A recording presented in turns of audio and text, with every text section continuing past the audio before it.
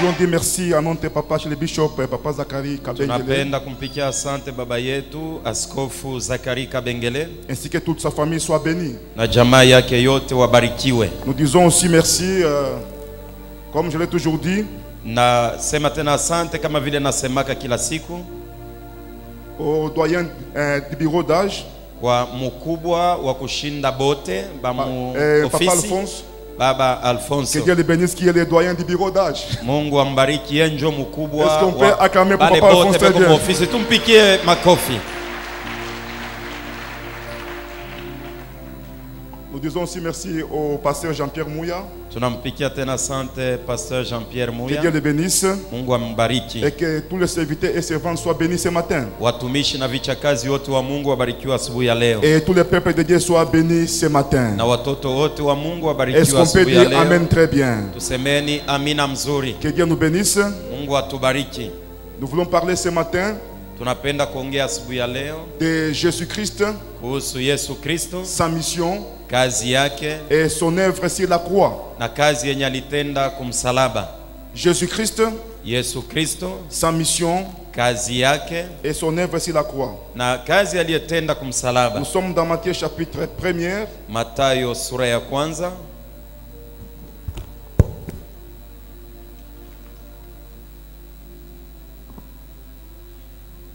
Elle enfantera un fils. Na atazaa mtoto mwanaume. Tu donneras le nom de Jésus. Atampanga jina lake Yesu. C'est lui qui sauvera son peuple de ses péchés. Ni yeye ataokoa wandugu yake toka zambi zao. Nous sommes dans Hébreux chapitre 10. Waebrania sura yake ya 10.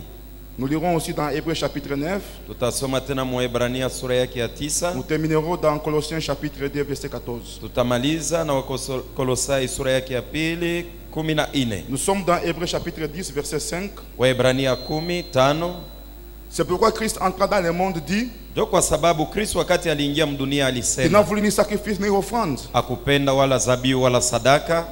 Mais tu m'as formé un corps. Lakini ulinipa mwili. Tu n'as agréé ni holocauste. Hakupenda wala sadaka ya kuteketeza. Ni sacrifice pour les péchés. Wala zabihu juu ya dhambi. Alors je dis voici je viens dans les rouleaux du livre. Nikasema ninakufuatana na gongo ya kitabu. Il est question de moi pour faire oh Dieu ta volonté. Wanasemea juu yangu juu ya nifanye mapenzi yako Mungu wangu.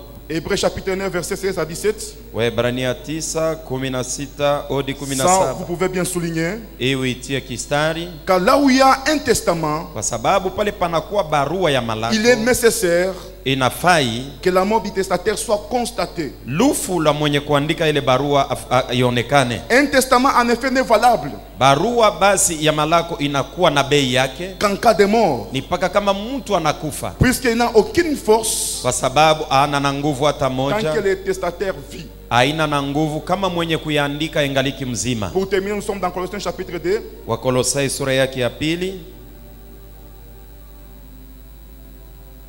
Versets 14 à 15. 14 hadi 15.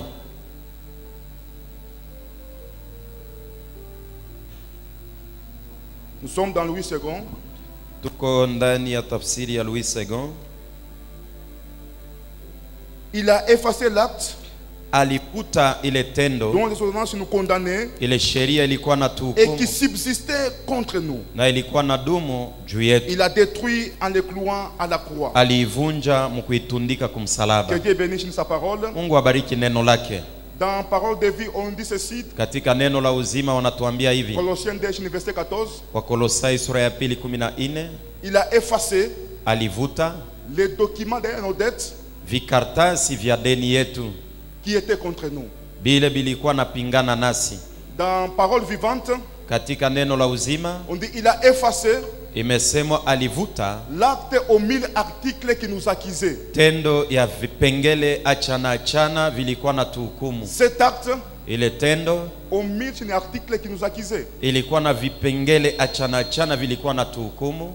Bien-aimés dans le Seigneur, wapendwa ndani ya Bwana. Nous sommes dans Josué chapitre 6. Tuko mu Yoshua sura yake ya 6. Verset 26. 26. Là c'est au 14e siècle avant Jésus-Christ. Hapa ni miaka mingi sana mbele ya Yesu kuzalikwa. Josué veut conquérir la ville de Jéricho. Yoshua alipenda kumiliki mji wa Yeriko. Mais il y a eu des problèmes. Lakini kulikuwa matata. Josué s'élève. Yoshua anasimama en disant ceci: anasema hivi, maudit soit l'homme alaaniwe yoyote qui devant l'Éternel ule mbele ya Bwana se lèvera pour rebâtir atasimama juu ya kujengulula la ville de Jéricho. muji wa Yeriko. Il donne des conditions.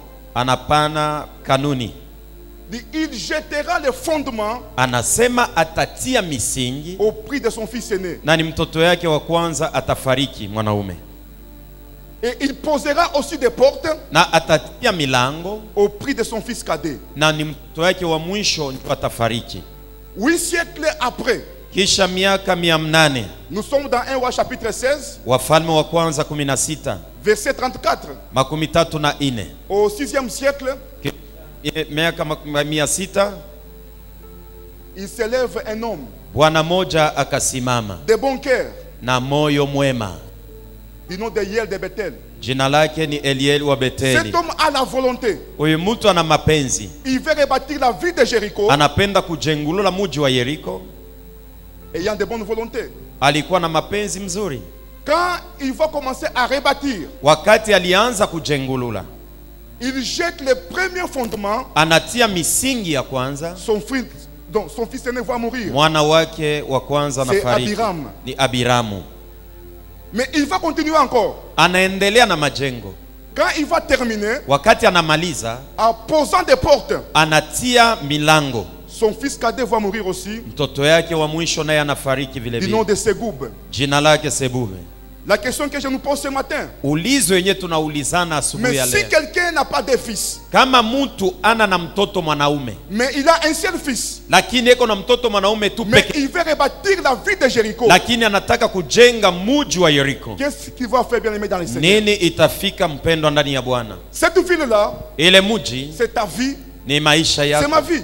ni maisha yangu, Mais lui, il n'a qu'un seul fils. lakini yeko na mtoto mwanaume tu mmoja. Qu'est-ce qu'il doit faire pour rebâtir la ville de Jéricho? Ni kitu gani atafanya juu ya kujengulula muji wa Yeriko? Ça devient terrible. Inakuwa ya matata, Mais la réponse ce matin, lakini jibu asubuhi ya nous leo la trouvons en Jésus-Christ. tunaipata ndani ya Yesu Lui Kristo. qui est l'alpha et l'oméga, Yeye anakuwa mwanzo na mwisho, le début anakuwa wa et le kwanza dernier, na anakuwa wa le mwisho, commencement mwanzo et la fin. na mwisho. C'est Jésus-Christ. Ni Yesu Kristo, En lui, ndani yake il peut tout faire. anaweza Lui kufanya peut tout vyote. rebâtir. Ye anaweza Même si on kujengulula a vyote. donné des lois dans ta vie, Hata kama walileta mashika Mais ndani ya maisha Jésus-Christ, yako, lakini Yesu Kristo il est capable eko na de uwezaji rebâtir ta vie ce ya matin. kujengulula maisha yako asubuhi ya leo. Pourquoi? Juu ya nini? Romains 8, verset 29 dit ceci: Waroma 8:29 nasema ce hivi, qu'il a connu d'avance, benye alijuaka tangu mwanzo il les a prédestinés à aliwatayarisha être semblables wafanane à l'image de son fils, na mfano ya mwana wake, afin que son fils hivi mwana wake soit le premier-né awe wakuwa mzaliwa wa de kwanza plusieurs frères. ya wanduku wengi. C'est Jésus-Christ. Ni Yesu Il Kristo est l'alpha, anakuwa mwanzo l'oméga. mwisho, C'est celui qui peut tout faire dans ta vie. ni yeye anaweza kufanya yote maisha yako. Paul dit ceci, Paulo anasema hivi, Colossiens chapitre 1er, Wakolosai sura ya en kwanza commençant par le verset 15. kuanzia mstari wa 15, Il dit Jésus-Christ, anasema Yesu Kristo il est l'image du Dieu invisible, anakuwa picha ya Mungu asionekane na le macho, premier-né de toute la création. mzaliwa wa kwanza wa viumbe vyote. Verset 16. Shahidi ya En 16, lui, Jésus-Christ, yake yeye Yesu Kristo ont été créées toutes les choses vitu vyote qui viliumbiwa, sont dans les cieux, vinapatikana mumbingu sur la terre, na pa dunia, les invisibles, vyasionekana na Les macho visibles. na vya kuonekana na trône, maenzi, dignité, batawala, domination, wenye mamlaka, autorité, wenye tout madaraka, a été créé par lui et pour lui. vyote viliumbwa naye na juu yake yeye. Verset 17. Na Il 17, est avant toutes choses anatangulia mbele ya vitu et vyote toutes choses subsistent en lui. na vitu vyote vinashikamana ndani yake. Verset 18.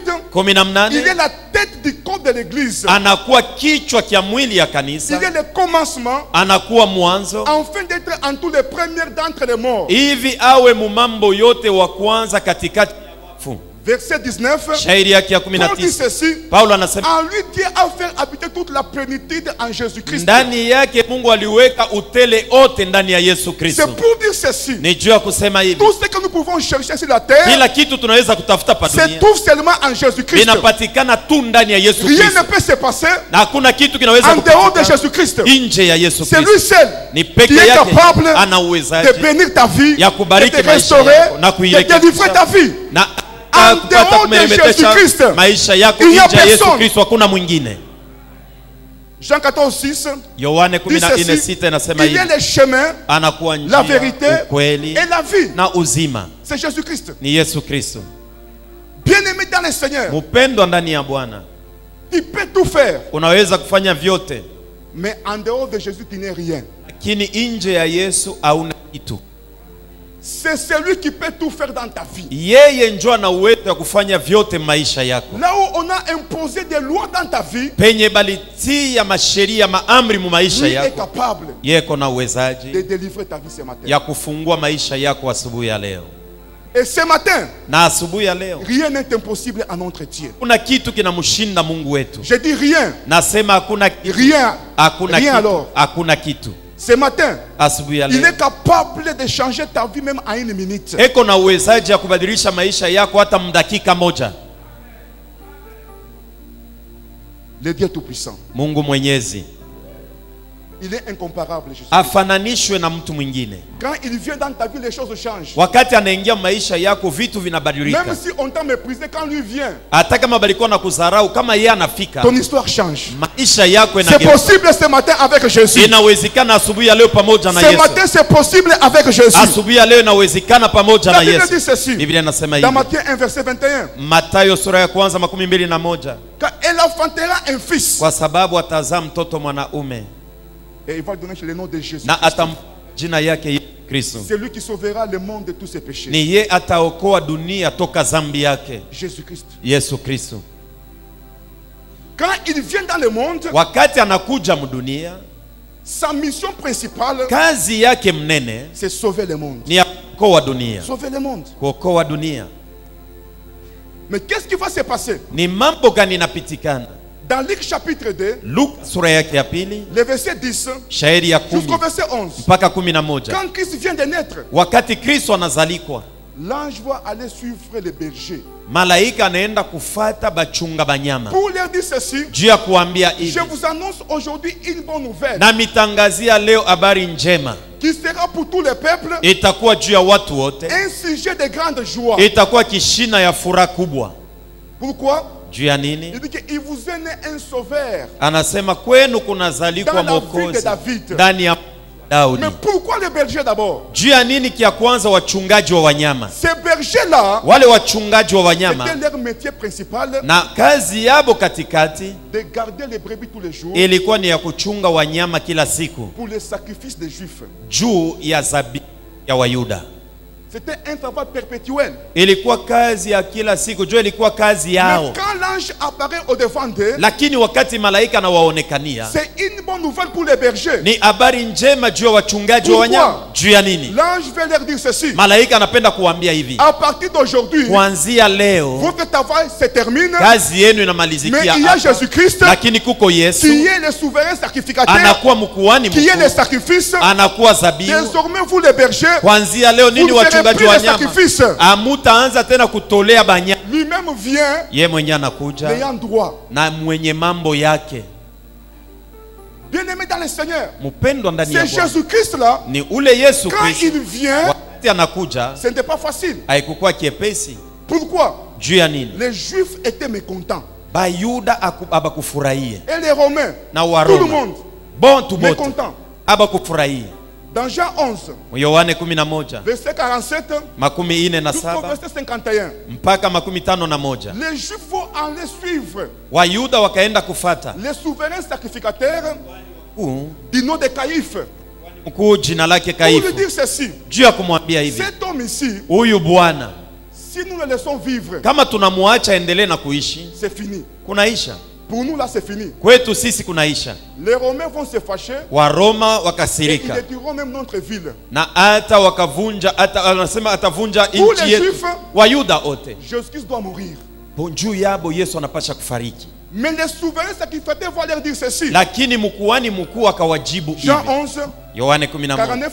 makumi ine na tisa. Il dit, vous ne comprenez rien. Anawaambia hamuelewe kitu.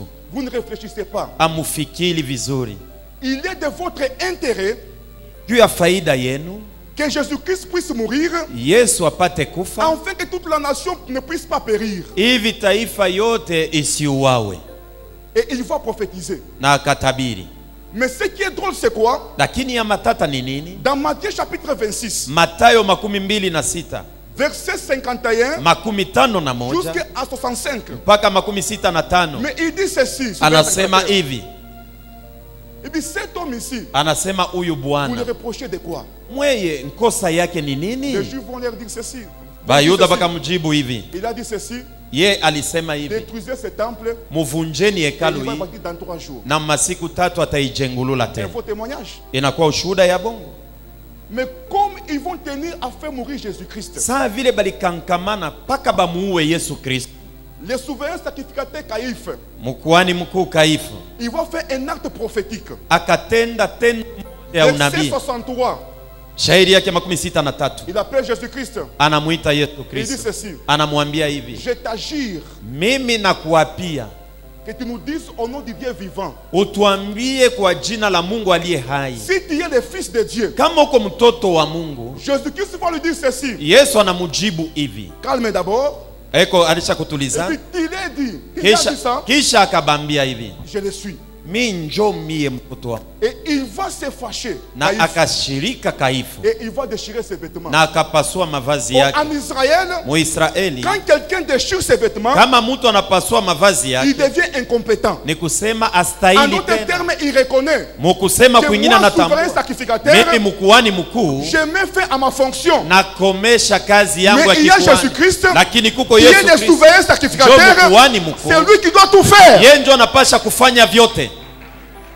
Il détruit ses vêtements, il déchire ça. Anapasula mavazi yake. Ce qui était compliqué. Ilikuwa ya Il matata. reconnaît qu'il y Anatambua a un seul souverain sacrificateur. ya kwamba kuko tu mkuhani mkuu peke yake Hébreux 5, tu. verset 10. Na Waebrania Il 5:10 dit ceci. inasema hivi. Dieu l'ayant fait, Mungu alimfanya souverain sacrificateur, kuwa mkuhani selon mkuu l'ordre de Melchisedec. kufatana na oda ya Melkisedeki. Bien aimé dans le Seigneur, Mfalme mpendwa Ce ndani ya Christ Bwana. ici Huyu Kristo devait passer maintenant par la croix. alipasha kupanda kumsalaba. Par la croix. Kupitia msalaba Ce n'était pas facile. haikukuwa kiepesi, Mais la croix était un chemin incontournable. lakini msalaba ilikuwa njia yenye alipasha kupitia. Une voie Hakuna incontournable. namna ya kufanya mambo ingine, Mais la Bible dit ceci. lakini Biblia inasema hivi, Il a effacé alivuta l'acte, tendo, c'est au singulier, inakuwa kwa upekee. dont les ordonnances nous condamnaient. Ile masheria ilikuwa na tuhukumu. Dans l'acte, il y a plusieurs ordonnances. Katika ile tendo mnakuwa vipengele vya Mais ce kuachana, matin, lakini asubuhi ya je leo parlerai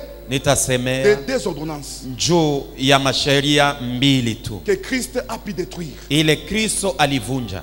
La première, Ya kwanza, la loi de la malédiction. ile sheria ama amri ya laana. La deuxième, Ya pili, la loi de la mort. ile ya lufu. Quand Christ est à la croix, Wakati Kristo anapatikana kumsalaba, le premier acte que lui va détruire, tendo ya kwanza yeye alivunja la loi de la malédiction. ni ile ya laana. Bien-aimé dans le Seigneur, Upendwa ndani ya Bwana, en Israël, Muisraeli, pour que la malédiction soit complète, juu laana ieneyane, il fallait trois choses impérativement. nitasemea juu ya vitu tatu. Non, il fallait trois choses. Ifai vitu tatu. La malédiction, Laana pour qu'elle soit complète, juu ieneyane kabisa kabisa, ça doit réunir trois choses. inapasha kutimiza vitu tatu. Si les trois ne sont pas réunis, Kama hivi vitu tatu havia eneana, il n'y a pas de malédiction. hakuna laana. La première des choses, Kitu kia kwanza dans la malédiction, ndani ya laana, Christ Kristo est monté à la croix. alipanda kumsalaba. À la croix. Kumsalaba. En Israël, Muisraeli, quand quelqu'un est sur la croix, kama mtu anapatikana c'est kumsalaba, un signe qu'il est maudit. ni alama ya kuonesha La watu ya malédiction. kwamba huyu alisha laaniwa. Dans Deutéronome chapitre 21, Kumbukumbu la 21 verset 22, shairi yake makumi mbili na jusqu'au verset mbili 23. mpaka makumi mbili na tatu. La Bible dit ceci: Biblia inasema hivi: si l'on fait mourir un homme kama kwa mtu qui a commis un crime alifanya mabaya, digne de mort, ata anastahili kufa et il est pendu sur la croix, na sur les bois, anatundikwa pa msalaba. verset 23, Shairi yake makumi mbili na tatu. son cadavre Kitumba kyake ne passera pas la nuit sur la croix. akitabakia na usiku pa On msalaba. l'enterrera le même jour là. Atazikwa siku moja moja. Pourquoi? Juu ya nini? Parce que celui qui est pendu au bois, Kwa sababu mwenye kutundikwa pa il est msalaba l'objet d'une malédiction auprès de Dieu. ni kuseme kwa mwenye kulaaniwa mbele ya Mungu. Quand quelqu'un est sur la croix, Wakati mtu anapatikana pa il est l'objet msalaba d'une malédiction auprès de ni Dieu. kusema ni mwenye kulaaniwa mbele ya Mungu. Paul dit ceci, Paulo anasema Galates hivi, chapitre 3 verset 13, Wagalatia 3:13, Christ nous a rachetés Kristo de la alitukomboa malédiction, toka laana, étant devenu même malédiction pour nous. na ye mwenyewe anajifanya kuwa laana Il juu dit, yetu. maudit quiconque qui est pendu au bois. Anasema alaaniwe yeyote Il dit, ametundikwa kwa quand msalaba. on est sur la croix, Wakati unapatikana pa on est msalaba déjà maudit. ulishalaaniwa Mais il zamani. faut aussi des choses. Tafadhali vitu viwili tena. La deuxième des choses, Kitu kia pili, quand on est sur la croix, wakati unapatikana pa msalaba on devait briser les os de celui qui est condamné, balipasha kuvunja mifupa ya mwenye kuhukumiwa, de crucifier. ya mwenye kusulubishwa. Si on ne brise pas les os, Kama abamuvunje mifupa tu n'es plus maudit. ni kusema hauna tena Même mwenye si tu es kulaaniwa. monté, Hata kama uko pa mais tu n'es plus msalaba, maudit. lakini hauna tena mwenye kulaaniwa. C'était une condition sine qua non. Ilikuwa kanuni kubwa, On devait briser les os. balipasha kuvunja Ni mifupa condamné. ya mwenye kuhukumiwa. Mais qu'est-ce qui va se passer? Nini napitikana? Jésus-Christ étant sur la croix, Yesu Kristo yuko pa msalaba. nous sommes dans Jean chapitre 19, Yohane 19 verset 31. mstari makumi tatu Jusqu'au na verset moja 33. mpaka makumi tatu na tatu. Les Juifs vont suivre Pilate. Wayuda wanaenda kumfuata Pilato. Verset 31. Makumi tatu na Pour lui moja dire ceci. juu ya kumwambia hivi, Comme nous sommes pendant la préparation des sabbats, kama vile tuko najitayarisha juu ya Sabato, c'était une fête sans le pain. Non, sans levain. ilikuwa karamu ya mukate bila chachu, Pain sans levain. mukate bila chachu. Ils vont dire ceci, Pilate. Banamwambia Pilato, Nous devons briser les jambes de tous les crucifiés. tunapasha kuvunja mifupa ya miguu ya bale bote banapatikana Des deux kumsalaba, brigands. wale watenda Et de makosa Jésus wawili, aussi. na Yesu vile vile. Pilate trouve que c'est normal. Pilato anaona ya kwamba La ndio vile malédiction a été binaikalaka complète. la pasha kueneana, Pilate va accorder cela. na Pilato anawapatia fursa. Jean 19, verset 32. Yohane 19:32, Les Juifs vont arriver au premier crucifié. Wayuda wanafika kwa ule alisulubishwa wa Ils vont kwanza, briser les jambes. banamuvunja mifupa ya Ça marche miguu. quand même. Binawezekana, Au deuxième aussi, lakini kwa wapili naye vile vile les jambes seront brisées. na miguu inavunjwa. Mais quand ils arrivent à Jésus-Christ, Lakini wanafika wakati panye palikuwa Yesu, les jambes ne seront pas brisées. mifupa ya miguu La Bible haivunjwa. dit ceci, Biblia inasema ils hivi, n'ont pas brisé les jambes de Jésus. abakuvunje mifupa ya miguu ya Yesu, Et la malédiction a échoué lamentablement. laana haikutendeke tena. Pour expliquer ceci, Juu ya kufasiria dans hivi, Exode 12, verset 46, Kutoka 12:46, Dieu dit à Moïse, Mungu anaambia Musa, quand vous allez manger l'agneau, wakati mtakula kondoo la chair ne sera pas mangée en dehors de la maison. na nyama yake mushikule nje ya C'est nyumba, dans la maison, ni munyumba, mais une condition, na kanuni ni vous ne moja, briserez pas les os de l'agneau. chivunje mifupa ya kondoo. Dieu prophétisant en Égypte Mungu alikuwa na tabiri que vous Mumisri, allez manger l'agneau, mutakula nyama ya kondoo, mais les os ne seront pas lakini brisés. mushivunje mifupa Quand yake. Christ est à la croix, Kristo anapatikana les Juifs vont kumsalaba, tout faire. na hata Wayuda Mais wanafanya les vyote, jambes de Jésus lakini mifupa ya miguu n'étaient ya pas Yesu brisées, bien aimés dans le Seigneur. haikuvunjwe. Mpendo Qu'est-ce que ndani je ya vais Bwana. te dire ce matin? Ni nini napenda Si ils ont échoué kama de balishindwa briser les jambes de Jésus, kuvunja mifupa ya les miguu ya sorciers aussi Yesu, vont échouer balozi nabo de briser batashinda ta vie ce matin. kuvunja maisha de yako briser asubuhi ta ya famille leo, ce matin. kuvunja jamaa Je yako suis asubuhi venu ya te leo. dire, Niko juu ya kukwambia, Tu ne seras pas brisé par la souffrance. hautavunjwa na Tu ne seras mateso, pas brisé par le chômage. hautavunjwa na Tu ne kukosea seras pas kazi, brisé par quoi que ce soit. hautavunjwa De na la kitu même chochote. manière, Sawa Les sawa Juifs, vile ils Bayuda ont échoué walishinda de briser les jambes de kuvunja Jésus. mifupa ya miguu ya Les Yesu, sorciers aussi balozi ne nabo na bachawi watashinda kuvunja maisha yako. Nilikuwa juu ya kutabiri maisha yako. Ingawa mambo uko naishi, hautavunjwa na mateso, hautavunjwa na magonjwa. Mungu atakujalia neema. Juu ya nini? Le psaume 34 verset 21. Zaburi 34:21. David prophétise en disant, Daudi anatabiri anasema, il a gardé tous ses os, alichunga mifupa yake yote, aucun n'a été brisé. Hakuna hata mmoja yake ilivunjwa. Selon les Juifs, ni kusema kufuatana na il fallait briser les os de Jésus. Ilibidi kuvunja mifupa yake, lakini Dieu sachant tout, Mungu anajua vyote. Ils ont échoué leur mission. Walishinda kufanya vyenye walikuwa wanatafuta. Nilikuwa kuambia asubuhi ya leo, les sorciers vont échouer la mission dans ta famille. Balozi abataweza kufanya kitu chama yako, abatafanya kitu maisha yako, hata batatega mitego, utakuwa paka mshindaji, kwa sababu Mungu wetu yeye ndio anainua kabati. Pale adui aliponda, yeye anakuja juu ya kuamsha. Pale adui aliua, yeye anakuja juu ya kufufua. Pale adui alivunja, yeye anakuja juu ya kujengulula. Mungu wetu anakuwa mfundi mkutengeneza, anajua, anatengeneza, anatengeneza. Pale balivunja, yeye anakuwa kujengulula maisha yako. Na naamini ya asubuhi ya leo, tuko na Mungu wa uwezo, tuko na Yesu mwenyezi. Eko hapa juu ya kujengulula maisha yako asubuhi ya leo. Eko hapa juu ya kubadilisha maisha yako asubuhi ya leo. Na Mika anasema hivi, Michée chapitre 7 Mika 7 verset 8. Il dit, ne te réjouis pas à mon sujet mon ennemi. Anasema adui yangu usifurahi juu ya vile niko naishi. Kama mimi naanguka, je me relèverai. Mitalamuka. Il y a un ré. Na hata kuna kuwa tena, kama unachomba biashara, Mungu atakuinua. Tu tombes dans tout ce que tu fais, unaanguka unachomba miote, Mungu atakuinua. Il dit ceci, anasema hivi, si je suis assis dans les ténèbres, kama nilishaika mugiza, l'Éternel sera ma lumière. Bwana atakuwa mwangaza yangu. Mais dans la version du semeur c'est bien dit. Katika ufafanuo wa mpandaji wanaisema vizuri. Anasema hivi, tu n'as pas lieu de te réjouir hauna na kiawe kufurahia en te moquant de moi mon ennemi. Mungu nizarau mimi na kunichekelea mimi adui wangu. Si je suis tombé, kama mimi naanguka, je me relèverai. Mimi nitalamuka. Si je suis enfermé au milieu des ténèbres, kama bananifungia mugiza, Christ il est ma lumière. Kristo njo mwangaza yangu. Si tu es enfermé au milieu des ténèbres, kama unafungiwa mugiza, l'Éternel Bwana Mungu est ta lumière ce matin. Njo mwangaza yako asubuhi. Nilikuwa jua kwa là où on t'a enfermé, wenye balikufungia, ça soit n'importe quelle ténèbre, inaweza kuwa giza yoyote, lakini asubuhi Jésus-Christ, Yesu Kristo, il est ta lumière. Njo mwangaza yako. Même si on t'a enfermé dans des maladies terribles, dans des chômages terribles, mais ce matin, nous avons un Seigneur qui va éclairer ta vie, quelles que soient les ténèbres. Mais ce matin, il va décider, il va détruire les ténèbres au milieu de toi.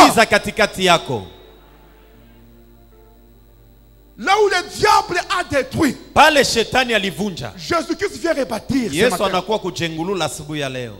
La Bible dit ceci, voici mon serviteur, il prospérera, il montera, il s'élèvera bien haut. Comme ils ont échoué leur mission dans ta vie, tu vas prospérer, tu vas monter, tu vas t'élever, tu vas t'élever encore, tu vas t'élever encore bien haut.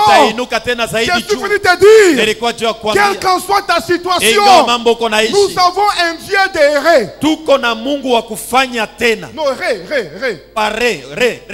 On fait du mal, il vient pour rebâtir. Anakuwa juu ya kujengulula. L'apôtre Pierre dit ceci. Tume Paulo anasema hivi. Dans Actes chapitre 3. Matendo la mitume 3. Verset 15. 15. Il dit ceci. Anasema hivi. Vous avez fait mourir. Muliua.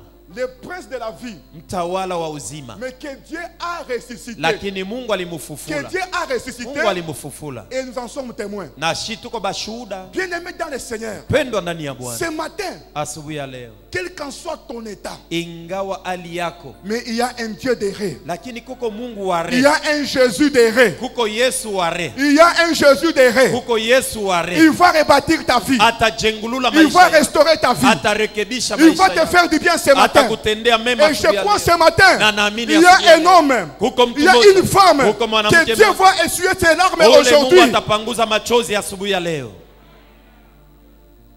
Quand j'ai prié, wakati nilikuwa naomba, Dieu m'a montré Mungu alinionyesha beaucoup de gens watu wengi qui pleuraient, balikuwa nalia, qui avaient autant de soucis, balikuwa na manunguniko mais ils sana, n'avançaient pas. lakini habakuwa nasonga mbele. Mais Dieu m'a montré encore. Lakini Mungu Il y alinionyesha a tena quelqu'un kuna mtu qui est mmoja venu les pousser. alikuwa kuwasukuma Plus il les poussait, zaidi, alikuwa plus nawasukuma ils avançaient zaidi, walikuwa et nasonga les mbele larmes étaient essuyées. na machozi ilikuwa Et je napanguzwa. crois ce Na matin, naamini asubuhi Dieu ya leo va essuyer tes larmes. Mungu atapanguza Dieu va machozi yako. essuyer tes larmes ce Mungu matin. atapanguza machozi yako Parce qu'il asubuhi est ya un leo. Dieu puissant. Kwa sababu ni Mungu wa uwezo. Qu'est-ce qui va se passer? Nini napitikana Quand on arrive, wakati on n'a wanafika? pas brisé ses os. Hawakuvunja mifupa ya miguu yake. Jean 19, verset 34. Yohane 19:34, Biblia inasema hivi, Un des soldats mmoja katikati wa askari va s'avancer vers Jésus. akamkaribia Yesu, Il va percer avec sa lance le côté de Jésus. akatobola na mkuki yake lubavu lwa Yesu. Qu'est-ce qui va se passer? Nini napitikana? Un phénomène mystérieux terrible. Mambo moja ya siri ya matata. L'eau et le sang vont sortir. Maji na damu ikatoka. L'eau et le sang vont sortir. Maji na damu ikamwangika. Ça confirme. Inahakikisha Dans Jean 1 Jean, Yohane wa chapitre kwanza 5, sura ya 5 verset 6 mstari wa jusqu'au 6 verset 7. mpaka 7. L'apôtre Jean dit ceci. Tume Paulo anasema Jésus hivi, Christ, Yohane anasema il Yesu est venu Kristo alikuja, avec de l'eau, alikuja na maji, de sang, damu, non seulement avec de l'eau, hapana tu paka na maji, mais aussi avec le sang, vile vile na car damu, l'esprit rend témoignage, kwa sababu roho car l'esprit inashuhudia. est la vérité. Roho inakuwa na ukweli, inakuwa ni ukweli.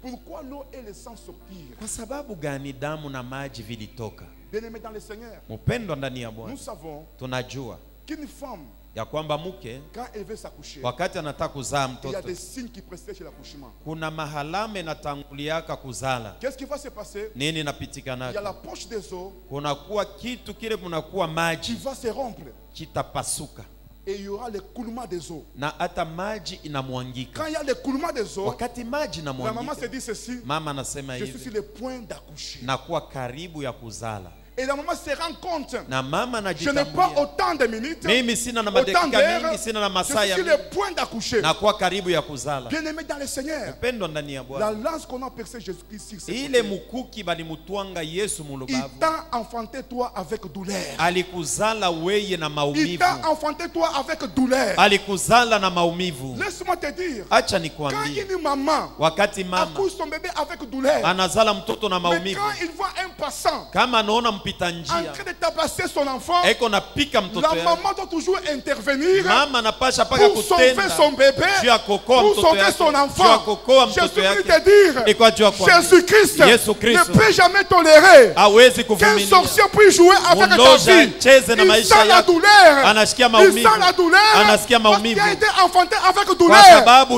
ulizaliko voulait te maumivu. dire, Nilikuwa jua quel kuambia, qu'en soit ton état, ingawa hali yako, Jésus-Christ est touché. Yesu Kristo Il sent la anaguswa, douleur. anasikia Parce qu'il maumivu, t'a enfanté kwa avec sababu douleur. alikuzala na maumivu. Bien-aimé dans le Seigneur, Mpendwa ndani ya tu Bwana, as du prix aux yeux uko de na bei mbele ya l'Éternel. Mungu, Tu as du prix aux yeux uko de na bei mbele l'Éternel. ya Mungu. Même si tu n'as pas d'argent, hata kama una tu n'as pas pesa, de quoi à manger, hauna na tu chakula, n'as rien, hauna na tu es kitu, locataire, uko tu nalipia as du nyumba, lakini prix uko na aux bei yeux de mbele l'Éternel. ya Mungu. Quand Dieu te voit, Wakati Mungu ses anakuona, entrailles bougent, na hata ses kwake entrailles bougent. mnatikizika, Il tumbo dit yake ceci, natikizika, anasema j'ai hivi, souffert niliteseka pour ma fille, juu ya j'ai mtoto yangu souffert mwanamke, pour mon niliteseka fils, juu ya mtoto yangu et par mwanaume, conséquent, na il Joseph ne vile peut ndio pas vile tolérer hawezi kuvumilia qu'un sorcier mlozi puisse jouer avec ta vie. acheze na maisha yako. Jésaïe dit ceci, 54. Isaya 54:4 Réjouis-toi stérile, anasema furahia we toi qui tasa, n'enfantes pas. we auzale, Fais éclater na hata ton onesha allégresse et ta joie. burudika katika Toi furaha, qui n'as plus éprouvé de douleur. we ausikie tena Quand les maumivu ya fils de la uzazi, délaissée, kwa sababu batoto seront ba ule plus aliachiliwa nombreux batakuwa bamingi que les zaidi filles de celles qui étaient mariées. kuliko ya benye kuolewa. Et il dit ceci, Anasema hivi, élargis l'espace de ta tente, nenepesha nyumba qu'on yako déploie ta couverture. na hata fazi yako Ne inenepe te kabisa, retiens pas. hapana Allonge kujizuiza, tes cordages, lefusha kamba yako, affermis tes pieds. shikamisha Le verset visingino 3 vyako, dit ceci, na hata mstari wa 3 car tu nasema vas hivi, te répandre à gauche kwa sababu et utanenepa à kushoto na droite, ta kuume, postérité envahira les nations uzao wako et itatawala mataifa peuplera les villes désertes. na itajaa Verset miji mwenye 4 mkwe il dit bantu. ceci, Na hata shahidi ya ine ne nasema crains rien, usiogope tu ne kitu, seras point confondu. hautavurukwa. Pourquoi ne crains Juu ya rien? nini Ne usiogope? crains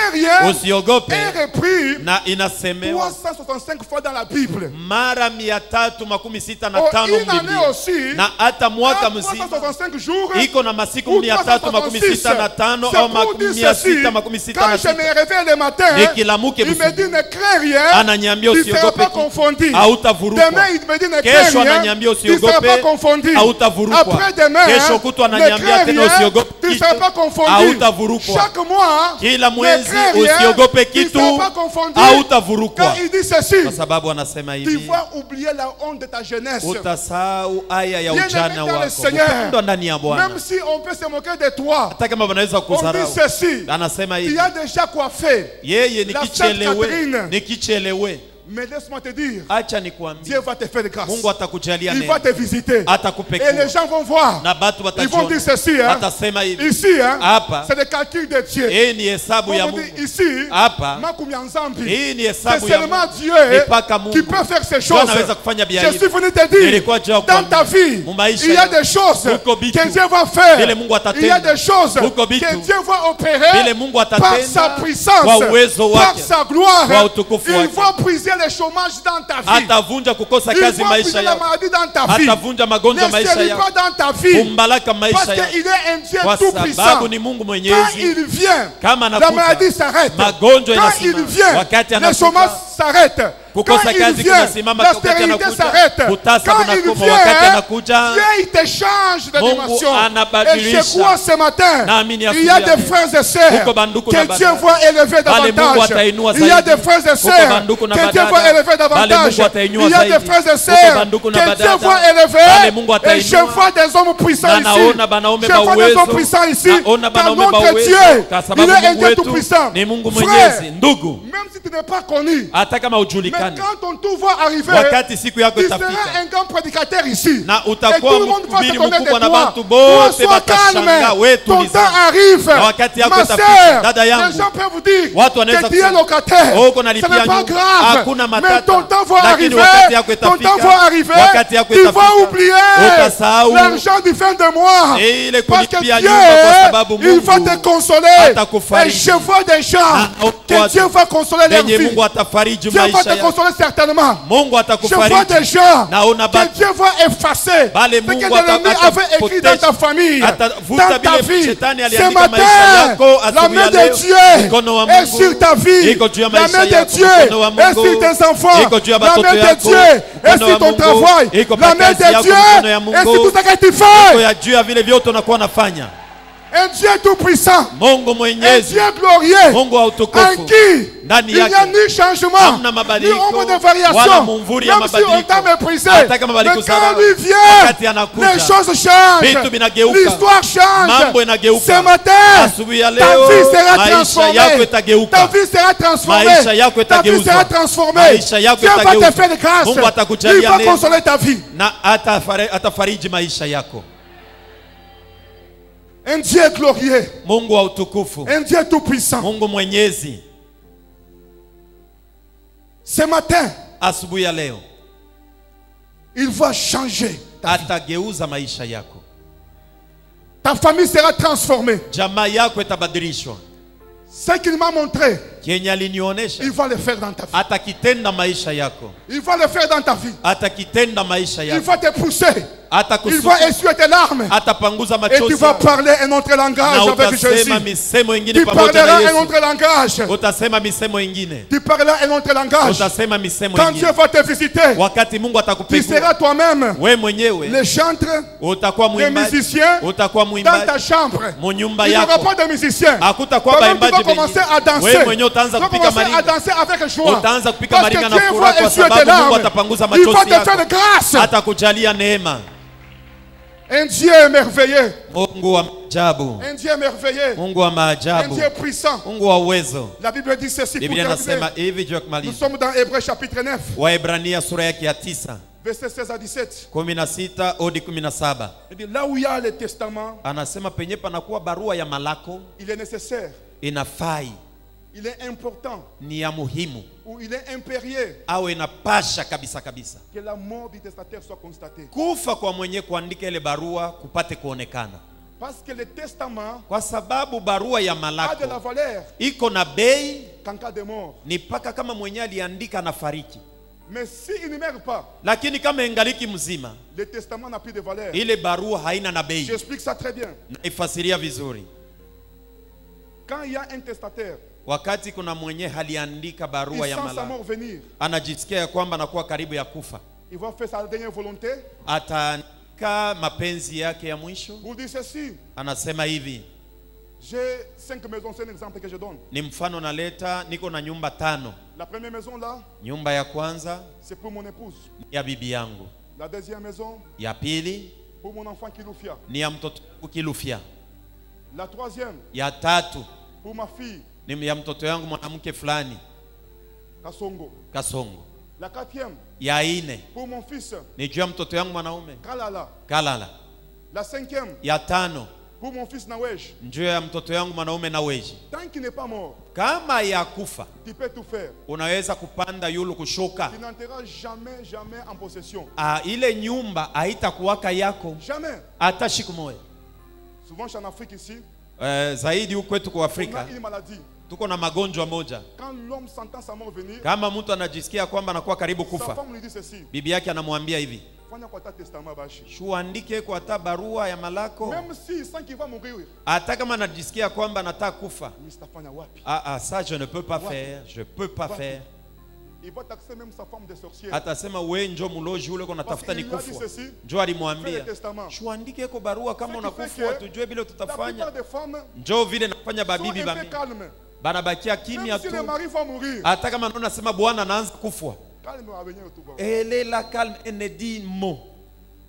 Mais un testament, lakini barua ya malako la vraie valeur, na iko na bei yake. Quand celui qui l'a rédigé vient de mourir, ni paka kama ule aliandika na kufa, là tu entres maintenant en possession. Pale njo kile kintu kinakuwa kyako. Même si il est notarié, hata kama balisha kuipeleka ku serikali, mais si il n'est pas encore mort, kama ya kufa bado, c'est sans effet. Habita tendeka. Mais quand lui-même qui a fait cela, il a rédigé cela, lakini kama yeye mwenyewe aliandika, il vient de mourir, anafariki, ça commence maintenant à produire les effets. Sasa njoo ile mambo aliandika kama malako yake naanza kutendeka. Par la famille. Hata kama jamaa nasema wewe hautaipata. Mais qu'il plaît qu'il neige. Bipande bishuke. Comme le testament est là. Sa vile malako iko. Entrer en possession. Kile kitu kitakuwa paka kyako.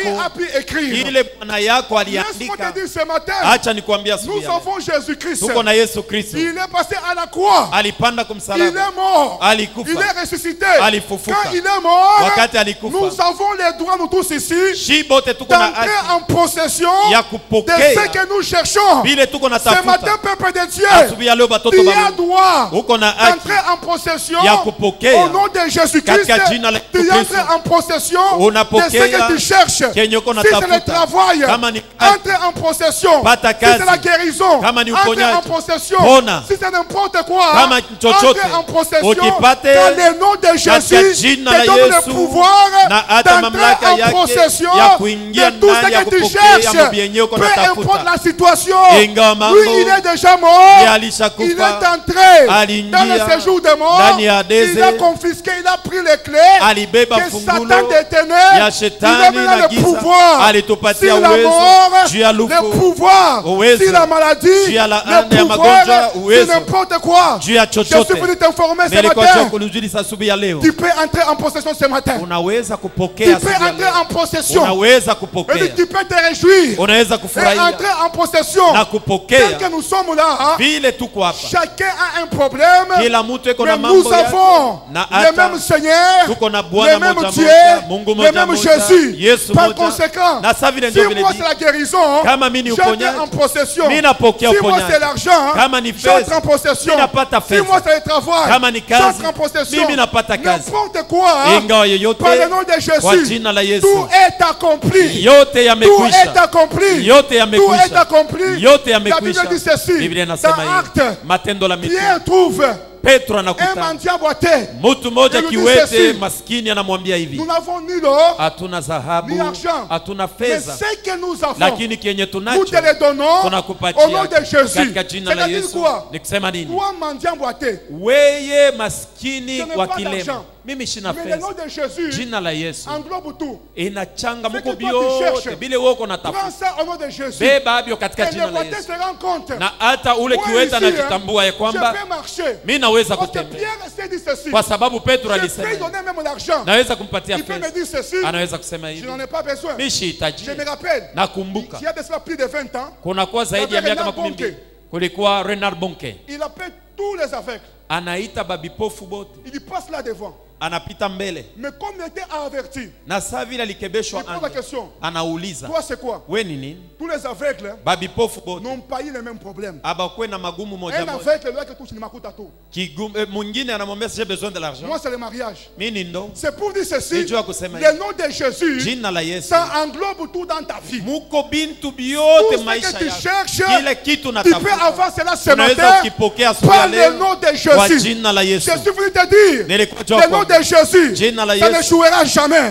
Là où Hatakosaka le maladie kushinda a kufanya échoué, kitu. Pale mais magonjwa le nom ama de Jésus, jina la c'est Yesu. une clé passe partout. Inakuwa mfungule Le nom na de fungulaka Jésus, fazi yote jina ça la Yesu. ouvre. Là où Inafungulaka. on a fermé. Pale Je balifunga. suis venu te dire ce Nilikuwa matin, njoo kuambia asubuhi par ya le nom de kwa Jésus, jina la tu Yesu. peux être restauré. Unaweza Tu peux kurekebishwa. être guéri. Unaweza Quel que kuponeshwa. soit ton problème, Ingawa magumu moi yako. j'ai mon problème aussi. Mimi na mimi niko na Mais par le yangu. nom de Jésus, Kwa jina la je Yesu. prends ce qui me concerne. Na aminia Toi aussi nachukua dans la kile salle, tu kinanielekea. as un problème. Na wewe uko na Par mambo le nom de yako. Jésus, Kwa jina la prends Yesu. tout ce qui te Beba concerne. vile vyote Et nous uko croyons natafuta. ce matin, Tunaamini nous asubuhi avons ya un leo. nom Tuko na qui est jina. au-dessus Inashinda de tout nom. majina yote. Chaque situation Kila mambo a un nom. iko na Chaque jina. problème Kila a un magumu nom. iko na jina. Chaque sorcier Kila a un mulozi nom. iko na Mais jina. le nom de Lakini Jésus, jina la le Yesu. nom de Jésus, Jina la Yesu. le nom de Jésus Jina la Yesu. est au-dessus Inashinda de tout nom. majina Le yote. nom de Jésus Jina la Yesu. est au-dessus de Inashinda la maladie. magonjwa. Le nom de Jésus Jina la Yesu. est au-dessus Inashinda du chômage. kukosa Le kazi. nom de Jésus Jina la Yesu. est au-dessus de la Inashinda sorcellerie. ulozi. Le nom de Jésus Jina la Yesu. est au-dessus Inashinda de tous les liens. Le nom mavifungo de vyote. Jésus Jina la Yesu. est au-dessus Inashinda de toute maladie chronique. magonjwa Le nom yote ya de kila siku. Jésus Jina la est Yesu. au-dessus du Inashinda